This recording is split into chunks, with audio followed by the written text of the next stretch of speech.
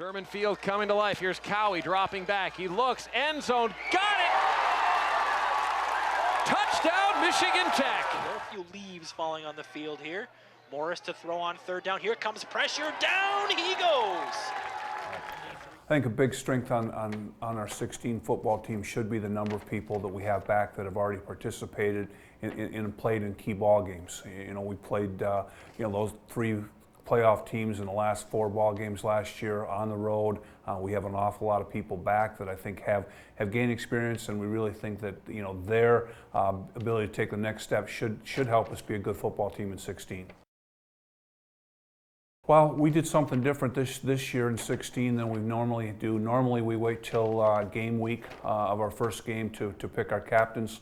This year, after our spring was done, in our exit meetings, I asked a lot of our upperclassmen to who they wanted as captains, and it kind of came out where there was 4 young people that were mentioned by just about everybody. And so our captains will be Brandon Cowie at quarterback, David Walter, one of our wide receivers, an all-league returner, Ben Talkin, a linebacker who's working on his graduate degree, and also Evan Mayer, defensive end, who was an all-conference player. Those 4 can't do it alone. We think we have a very supportive senior class, and we think with numbers we should get great leadership for this team. Offensively, we'll return 8 starters from a year ago, and our front 6 starters, including the tight end, we'll have 4 of them back. Joe View, Luke Schultz, Matt Matier all return. I think Matt will be a 3-year starter for us. We'll return the tight end and Ian Winkie, who was a very good blocker for us and also is one of our top 3 or 4 pass receivers. We lose left side of our offensive line in our left guard and left tackle, but with 4 back, we feel very solid there. In the skill spots, we lose Andrew Clark, who was our 2nd leading receiver. Other than that, I believe we have just about everybody back. It starts with the quarterback. Brandon Cowie's back after a very, very good season last year. We think he's as good as anybody in the league. Our tailbacks, we played a handful of tailbacks last year. Johnny Williams had a really, really great solid spring for us, and right now is in our number 1 huddle at tailback. Kevin Miller also had an awful lot of carries.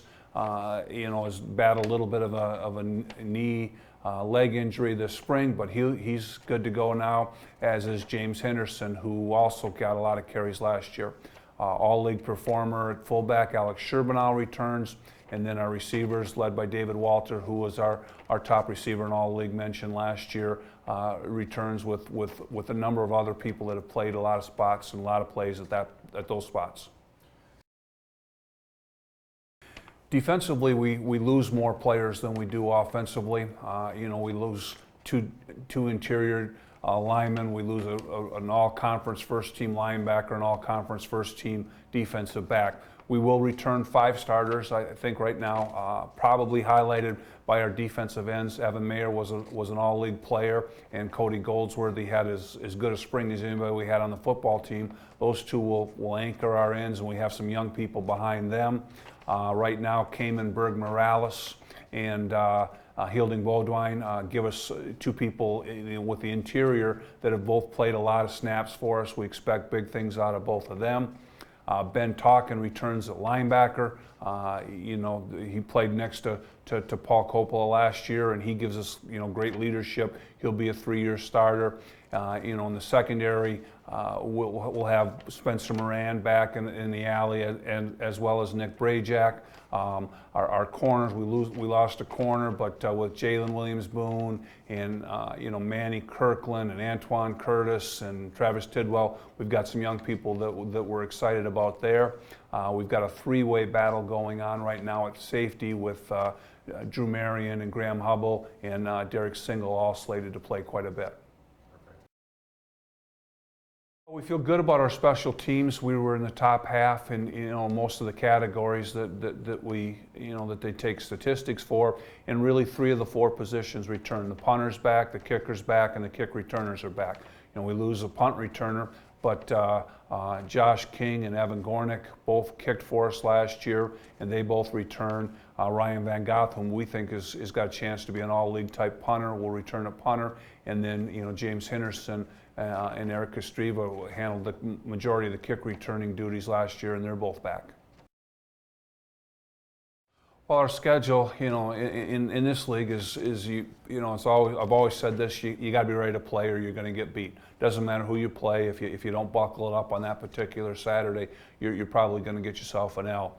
We're fortunate we opened twice at home. First two ball games with Walsh and Ferris State, are both home football games. We'll also have undefeated regular season winner last year. Ashland is coming to our place, as is Findlay, and then we have Saginaw Valley for our homecoming game. So we've got 5 really good home football games. We'll get tested on the road. We have 2 situations where we'll go back to back on the road, where we'll go at Ohio Dominican and at Hillsdale, and then later the year we follow that with at Tiff, and followed the next week by at Northwood. So those back-to-back road games are tough for us with travel, but it's something that we kind of strive to our kids, where it should be something that we're proud of and that we want to do, that we want to travel, because at Michigan Tech we're gonna travel, and there's no way around that. So we think it's really a top schedule, and probably arguably the best conference in the country. Well, I think overall we have a chance to be a good football team in 2016. We've got a lot of young people back from that played 2 years ago in the national playoffs. Played on a team last year that was 7-3, and the only 3 losses that we had were all 2 national playoff teams, all on the road. We think we've got a chance to be a very good football team. A lot will get determined in how well we prepare, and the things that happen. As always, we need to stay healthy. That's a key here at for depth-wise. But going into the season, our expectations are high. We feel that we should challenge for the national playoffs and league honors every year here at Michigan Tech.